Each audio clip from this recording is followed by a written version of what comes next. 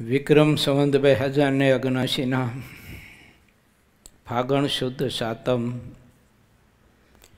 તારીખ 26/2/2023 રવિવાર. આજે શ્રી સ્વામિનારાયણ સંસ્કારધામ જોથાણ સુરતના પવિત્ર પટાંગણામાં રૂપાળા શ્રી ઘનશ્યામ મહારાજની સાનિધ્યમાં અને સુરત મધ્યે બિરાજમાન એવા નારાયણ મુનિદેવના છત્ર છાયામાં દર મહિનાના ચોથા રવિવારે થતી આત્મીય સભા પૈકીની આજે 13મી આત્મીય સભા એનું ભવ્ય સરસ મજાનું આયોજન થયું છે. જે આત્મીય સભાના યજમાન એવા પરમ ગોધ્ય શ્રી જસવંત દાદા તેમજ એમના સુપુત્ર રાજેશભાઈ, રાકેશભાઈ, આ સારો સમગ્ર પરિવાર અને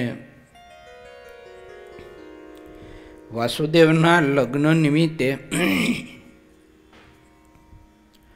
આ આત્મીય સભામાં આવનાર સમગ્ર ભક્તજનોને, ઠાકોરજીને, સંતો, પાર્ષદો, સાધકો, બહેનોને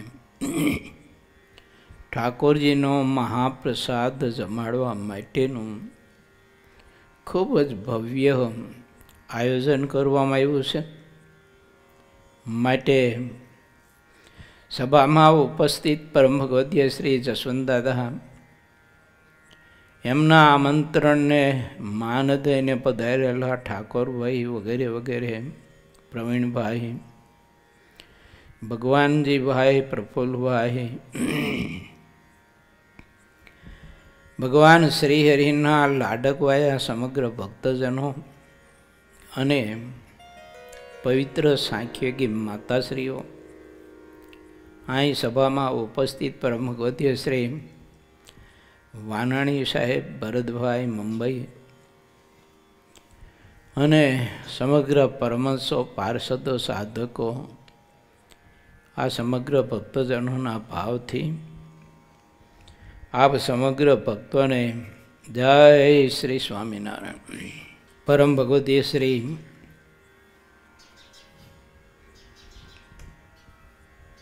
જસવંત દાદાના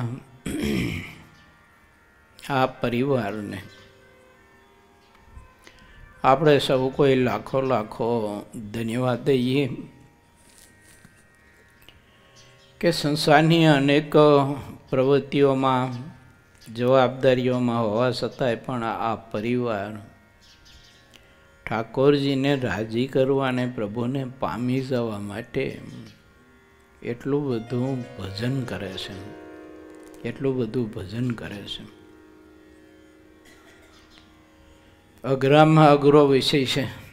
મહારાજે કહ્યું છે, કઠિનમાં કઠિન સાધન, ભગવાનના સ્વરૂપમાં મનને અખંડ વૃત્તિ રાખીને ભજન કરવું તે કઠિનમાં કઠિન સાધન છે. માટે આજની સભાનું યજમાન પદનું નિમિત્ત વાસુદેવના લગ્ન નિમિત્તે છે. તે વાસુદેવ જેમ ગ્રસ્તાશ્રમમાં લગ્ન ગ્રંથિથી જોડાઈને પ્રવેશ કર્યો છે, એનો ગ્રસ્તાશ્રમ ખૂબ જ આદર્શ બને, સંસ્કૃત બને, સુખી બને, એવી પરમાત્માના ચરણમાં આપણે સૌ કોઈ પ્રાર્થના કરીએ. એની સાથે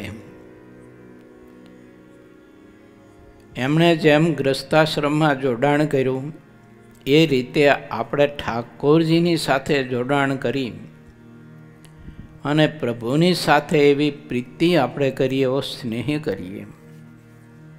કેવો?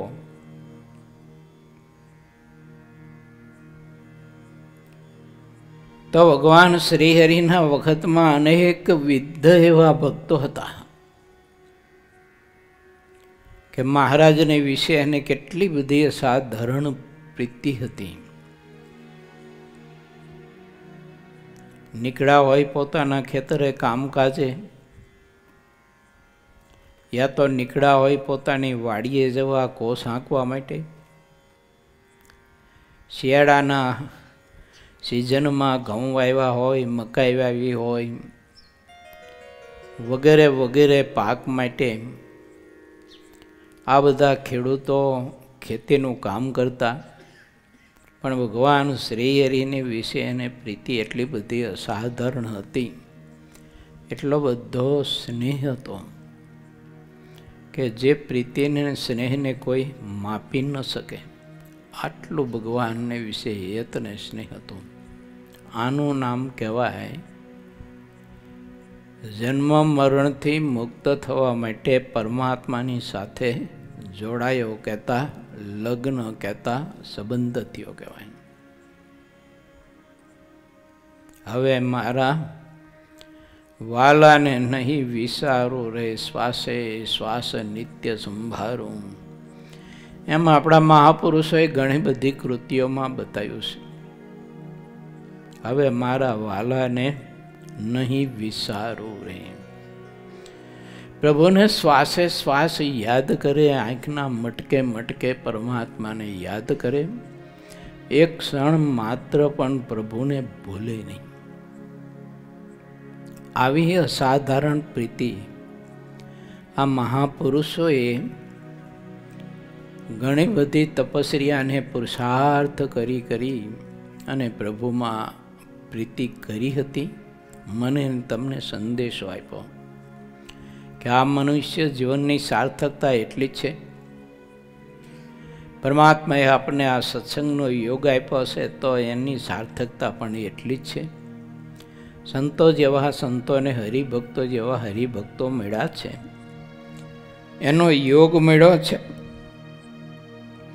તો એની પણ સાર્થકતા એટલી જ છે.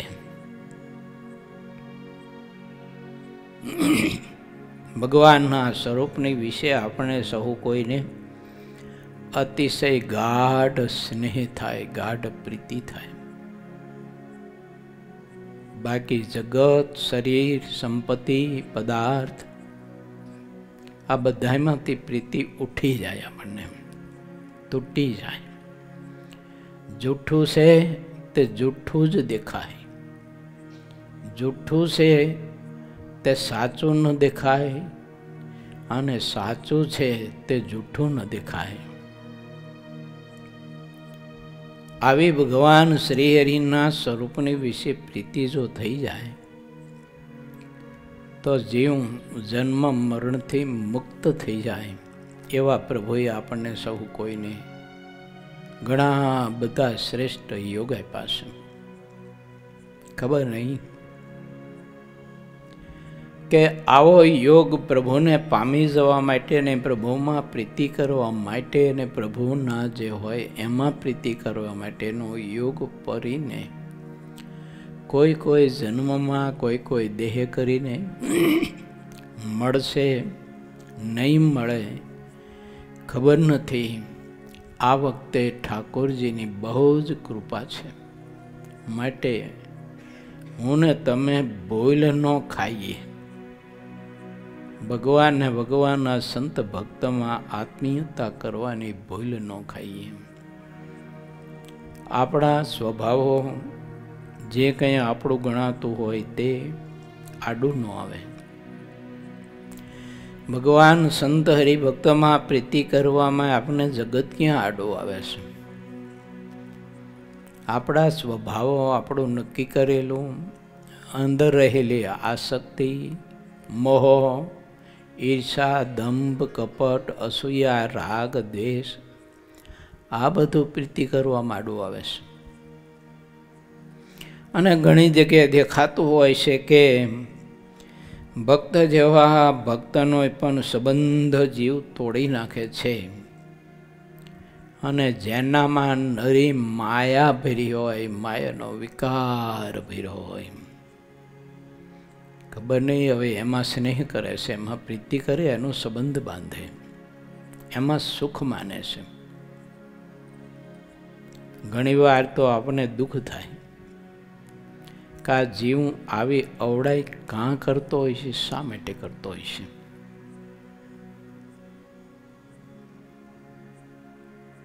ભગવાનના એવા મહાપરમ પવિત્ર ભાગવત પુરુષો હોય,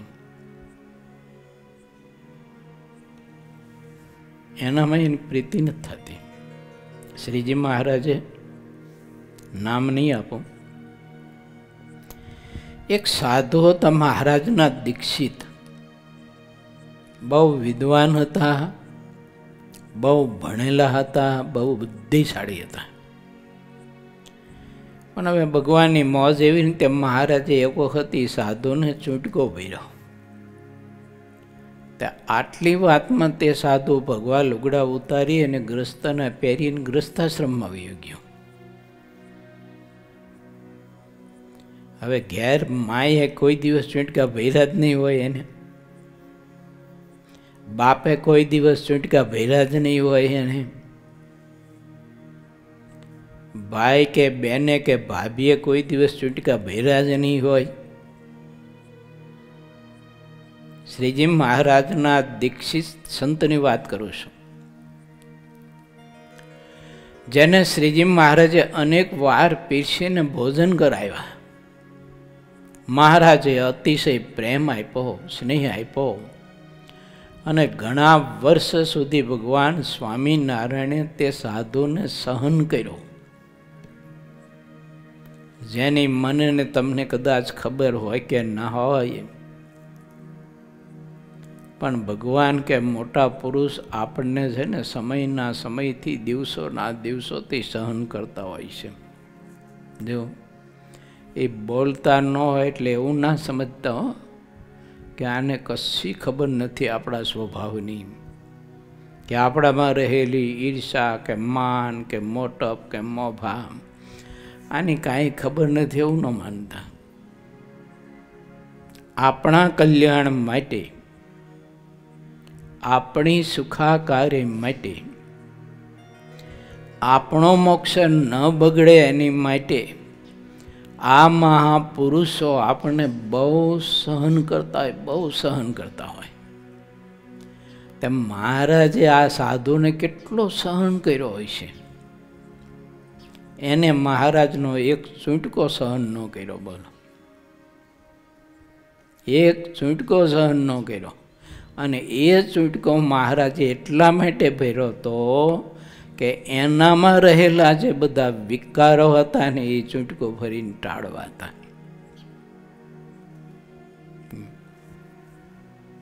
આપણે એમ થાય કે ઓહો હો, આ જીવની અજ્ઞાનતાને અવડાય તો જોવો તમે. અને ઘેર ગયા પછી લગન બગન તો કર્યા છે ને, અને પછી જે આવ્યા છે નવોઢા, આખી જિંદગી એને સહન નહીં કરવી પડી હોય. એક સ્વાર્થ માટે, આ લોકના સુખ માટે, વિષયો માટે માણસ કેટલું સહન કરે છે, અને પોતાના મોક્ષ માટે લગરી કંઈ સહન કરી શકતો નથી. બલ ભલા ભગવાનના ભક્તની સાથે ઈર્ષ્યા કરતા હોય, અદેખાઈ કરતા હોય, એની પાસે માન મોભા રાખતા હોય, એને હાથ જોડીને દાસ ભાવે દિન વધને રહી શકતા નથી હોતા. માટે વાલા ભક્તો, આપણી આ આત્મીય સ્વભાવો એટલા માટે આપણે કરીએ છીએ કે આવું જે કંઈ આપણામાં હોય તે બધું દૂર થાય. નોંધ કરવી જોઈએ દરેક ભક્તોએ. આ 13મી આત્મીય સભા છે. એક એક આત્મીય સભાએ એક એક સ્વભાવ ટાળવાનો સંકલ્પ જો આપણે કરીએ ને કર્યો હોય જેણે, તો એના 10, 12 કે 13 સ્વભાવ બધા 0 થઈ ગયા હોય. કેવું સુખ અને કેવી શાંતિ વર્તે. પરિવારમાં પણ કેટલી શાંતિ, સુખ, સંપત્તિ, શુદ્ધ ભાવ હોય. એટલે આત્મીય સભામાં તો આપણે આવીએ, આપણો કિંમતી સમય તો ફાળવીએ. તમે બધા ભક્તો ઘણા દૂર દૂરથી, કોઈ સુરતના ઓલા છેડાથી, કોઈ નવસારીથી આત્મીય સભામાં આવે છે, ઓલપાડથી જયંતિભાઈની બધા આવે છે, કોઈ કિમથી આવે છે, કામરેજથી આવે છે, કોઈ વરાસા બાજુથી દૂર દૂરથી આવે છે. તો એટલે બધે દૂરથી સમય ફાળવીને તમે આવો છો તો શા માટે? કે આપણું ચિત્ત, અંદરની આપણી દિવાલ, અંદરની આપણી સૃષ્ટિ, એને એકદમ સ્વચ્છ અને સાફ કરવા માટે આપણે ભેળા થઈએ છીએ. અમે ત્યાગી કે તમે ગ્રસ્ત કોઈ પણ હોય, માટે પ્રત્યેક ભક્તો ખટકો રાખજો. શ્રીજી મહારાજ વારંવાર કહેતા કે હે સંતો, હે ભક્તો, બહુ જ સાવધાન રહેજો, ખટકો રાખજો, આવો અવસર ફરીને નહીં મળે. રાજીપો કમાવામાં જે કંઈ આડું આવતું હોય તો એને દૂર કરજો અને સ્વભાવ ટાળજો. શ્રી હરિચરિત્રામૃત ગ્રંથની કથા ચાલી રહી છે 17મા પૂરની. શ્રીજી મહારાજ એમાં સંતો, હરિભક્તો, ભાઈઓને આવા બહુ વિચારો આપે છે કે જે મહારાજના આપેલા વિચારો એક અમૃત બિંદુ કરતા પણ શ્રેષ્ઠ કિંમતી છે. કારણ કે અમૃત તો શરીરને અમર બનાવે, પરંતુ શ્રીહરિના અમૃત વચનો તો આત્માને અમર બનાવે. આવો પવિત્ર અવસર છે. ત્યાં રહેલા સંતો, તમે બધા નાના મોટા હરિભક્તો બહેનો, નાના મોટા ઉત્સવ માટે ઘણો બધો જ પુરુષાર્થ કરો છો, ઘણી બધી મહેનત કરો છો, સેવા કરો છો.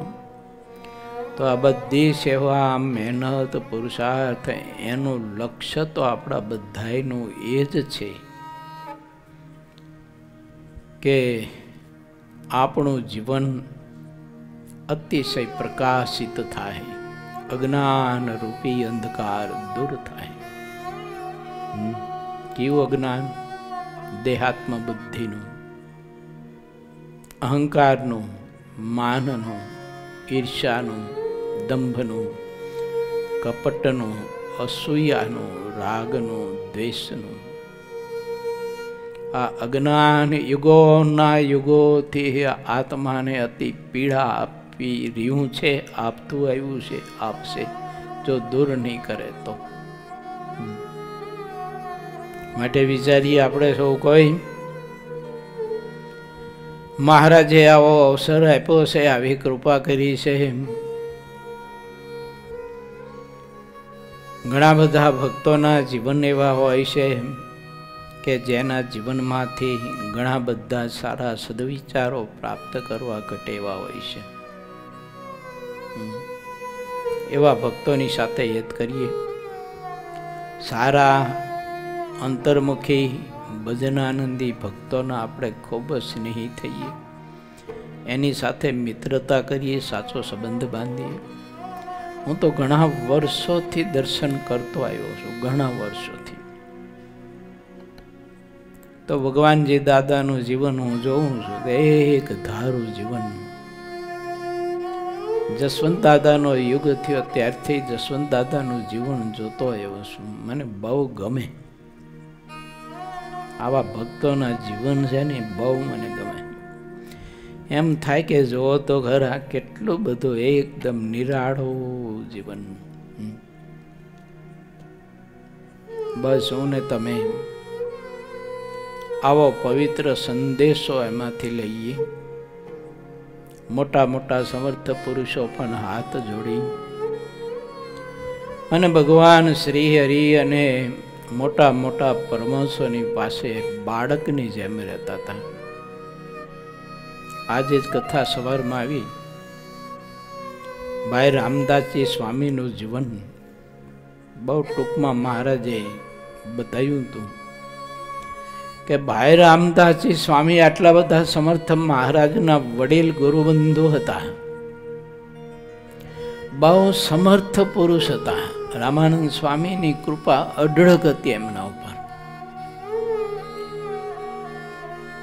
નાનામાં નાનો સાધુ કે હરિભક્ત હોય ને તો પણ ભાઈ રામદાસજી સ્વામી એમની પાસે હાથ જોડીને દિન બધને બાળકની જેમ રહેતા હતા. હું ને તમે તો કશુંય નથી એની પાસે, કશુંય. એના ચરણની રજની એક છે ને, ઝીણામાં ઝીણી રજ હોય ને એટલાય નથી આપણે. કદાચ તમે તો હશો બધા એકાદી મોટી રજના કણ જેવા, પણ મારા જીવન તરફ હું જ્યારે જોઉં છું ત્યારે એમ થાય કે આ મહાપુરુષોના ચરણની રજમાં ઝીણામાં ઝીણી રજ હોય, અને એ રજના ઘણા બધા જ 500,000 જેટલા ભાગ કર્યા હોય, અને એનો 1000મો ભાગનો એક નાનામાં નાનો કણ હોય ને, હા એટલું હું નથી એવું ઘણી વખત મને દેખાય. ત્યારે એમ થાય કે આવા મોટા પુરુષ ગોપાળાનંદ સ્વામી, બ્રહ્માનંદ સ્વામી, મુક્તાનંદ સ્વામી, પ્રેમાનંદ સ્વામી, નિષ્કોળાનંદ સ્વામી, દાદા ખાચર પરોદભાઈ જો, અને ભારચંદ્ર શેઠ સુરતના, અર્ધેસરજી કોટવાલ, મુનિ બાવા, સુરત પરગણાનો ભગવાન, સુરત પરગણું જેને ભગવાન તરીકે માનતો તો ને પૂજતો હતો. જાહો જહાલી આપણે જોઈએ ને એનો ભબકો ને મોભો તો બલબલા સમ્રાટને પણ શરમાવે એવો તો એનો મોભો હતો ને જાહો જહાલી હતી. પણ જે દિવસથી બ્રહ્માનંદ સ્વામીએ ભગવાન સહજાનંદ સ્વામીનો નિશ્ચય કરાવ્યો અને મહારાજની ઉપાસના દૃઢ કરાવીને પ્રગટ પુરુષોત્તમ નારાયણની જ્યારે ઓળખાણ કરાવી અને પ્રગટ પુરુષોત્તમ નારાયણની શરણાગતિ સ્વીકારીએ ત્યાર પછી તે સુરતનો ભગવાન જે કહેવાતો હતો ને તે સત્સંગનો નાનો બાળક થઈ અને ગરીબ થઈને હાથ જોડીને રહેતો હતો.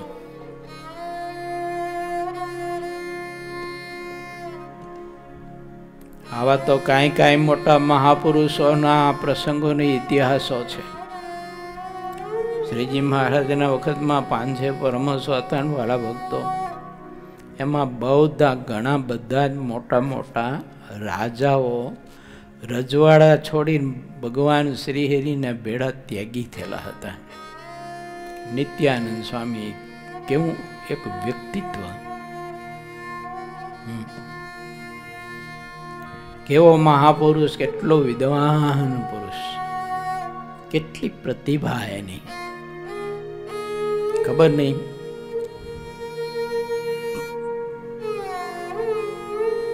નાનામાં નાના ભક્ત હોય તો એની પાસે દાસ ભાવે વર્તે. માટે આત્મીય સભા આપણે સૌ કોઈ એટલા માટે કરીએ છીએ કે કોઈ આપણામાં કદાચ થોડી ઘણી અજ્ઞાનતાઓ હોય, કોઈ એવી ખરાબી હોય, કોઈ એવા સ્વભાવો હોય, તો એને આત્મીય સભાની હેમરીથી ઘસી અને એને કાઢીને ઝીરો કરી નાખી અને આત્મા એટલો બધો શુદ્ધ પ્રકાશવાન થાય કે જે પ્રકાશના મધ્યે એને પરબ્રહ્મ પરમાત્મા પુરુષોત્તમ નારાયણનું સ્વરૂપ આત્માને અનુભવાય. એના માટે આત્મીય સભા છે. આત્મીય સભા માટે એટલા માટે નથી કે જસવંત દાદાએ સારામાં સારી રસોઈ કરાવી અને એ ખાવાની મજા પડી ગઈ. જો એના માટે આ કેવળ આત્મીય સભા નથી, ભોજન ખરું, પણ ભોજન કરતાં એ પ્રધાનતા મારે ને તમારે ભજનને આપવી જોઈએ, ભક્તિને આપવી જોઈએ. ભોજન છે શરીરના પોષણ માટે જરૂરી છે. બધા એને ત્યાગીગ્રસ્તને અમે ત્યાગી થઈ ગયા, સાધુ થઈ ગયા, દુનિયા છોડી. પણ જ્યાં સુધી શરીરનું અસ્તિત્વ છે ત્યાં સુધી શરીરના પોષણના જેટલા તત્વો હોય તો એ પદાર્થો એને આપવા જોઈએ. ના આપવા જોઈએ એવું નથી, પરંતુ લક્ષ્ય મારું ને તમારું પ્રધાન ભગવાન શ્રીહરિની ભક્તિમાં હોવું જોઈએ, મહારાજના સ્વરૂપમાં હોવું જોઈએ. ભગવાનના ભક્તોમાં આપણને અલૌકિક દર્શન થવું જોઈએ, લૌકિક દર્શન નહીં. આ જસવંત દાદા છે ને આ ભગવાનજી દાદા છે, આ ફલાણા ભક્ત છે ને આ ઠાકોરભાઈ છે ને આ પ્રફુલ્લભાઈ છે ને આ શાંતિભાઈ છે ને આ ગુણવંતભાઈ છે ને આ બધું આપણે ભૂલીએ. આ મહારાજના મુક્ત પુરુષો છે. આ ભાવ જો આપણે જોડીશું તો એ ભાવને આપણે પામીશું, અને એ ભાવને જો પામીશું ને તો આપણો ભાવ સુધરશે. આ ભાવને જો નહીં પામીએ ને તો ઘણી બધી તપસ્યા અને પુણ્યદાન કરવા છતાંય ભાવ નહીં સુધરે. માટે આત્મીય સભામાં ઉપસ્થિત સમગ્ર નાના મોટા બધા જ ભક્તજનોને ખાસ મારી આ એક નમ્ર ભાવના વિનંતી છે કે આપણે સૌ કોઈ આપણી નબળાઈઓ દૂર કરતા થઈએ. ભગવાનને ભગવાનના સંત ભક્તમાં સાચી ગાઢ આપણે પ્રીતિ કરીએ, સ્નેહ કરીએ. મહારાજના વખતમાં ઘણા બધા એવા ભક્તો હતા, સંતો હતા, સાંખ્યોગી માતાઓ હતા કે જે શ્રી હરિના હૃદયમાં બધાના સ્થાન હતા. તો કેવું મહાત્મા હશે કલ્પના કરો જોઈએ તમે.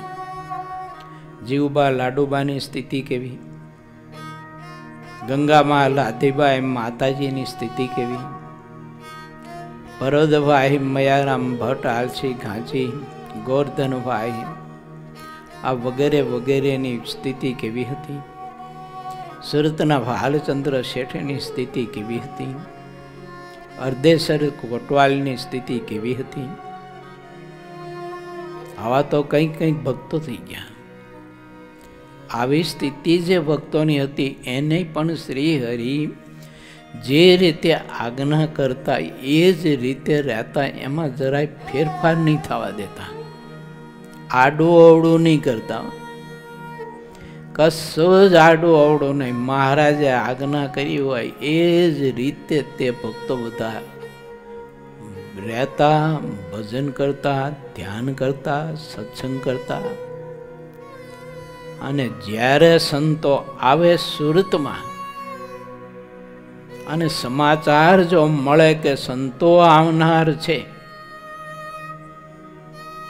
તો તે હરિભક્તોને એટલો બધો ઉત્સાહ ને એટલો બધો ભાવ હોય, બબે 5-5 ગાવના અંતર સુધી તો સંતોને લેવા માટે જતા. અને એટલો બધો મહિમા કે સંતોને અર્થે અમે શું કરીએ એમ જાણે પોતાને ઘેર સાક્ષાત પુરુષોત્તમ નારાયણ બધાર્યા હોય. અને જે આનંદ હોય એવો ને એવો આનંદ આ પરમહંસો જ્યારે આવનાર હોય ત્યારે તે ભક્તોને એટલો બધો આનંદ, એટલો બધો ઉત્સાહ.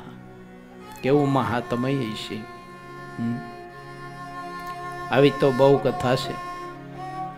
આપણા સુરતમાં પરમહંસો વારંવાર આવતા, શ્રીહરિ મોકલતા, એ વખતે તો કેટલી બધી વિકટ પરિસ્થિતિઓ હતી, વિકટ રસ્તાઓ હતા. કંઈક લૂંટારાઓ અને કંઈક ચોર ડાકુઓ, આ બધાના લૂંટવાના મારવાના ભય હતા. પરિસ્થિતિ બહુ જ વિકટ હતી. ગઢડાથી સુરત ચાલીને આવવું, વચમાં નદીઓ આવતી હોય, નદીઓ ઉપર કોઈ પુલ તો બંધાયેલા હતા નહીં. વર્ષા ઋતુ હોય, ધોધમાર વરસાદ વરસતો હોય ને ચારે બાજુ નદીઓ, નાળાઓ, સરોવરો ઉભરાયા હોય. ન હોય મીણિયું, ન હોય છત્રી, અને સંતો પલળતા પલળતા પલળતા આવતા હોય, અને પવન એટલો બધો સુસવાટા મારતો હોય. એવા મોટા મોટા જંગલો, એમાં હિંસક પ્રાણીઓનો એટલો બધો ત્રાસ. આ બધું જ મહાપુરુષો સહન કરી અને સુરતના ભક્તોને રાજી કરવા માટે થઈને શ્રીહરિની આજ્ઞાએ કરીને સુરતમાં પધારતા. એ સંતોની તપસ્યા, એ સંતોનું સમર્પણ, એ પ્રસાદીનો સત્સંગ આપણે સૌ કોઈને મળ્યો છે. અત્યારે કોઈ આપણને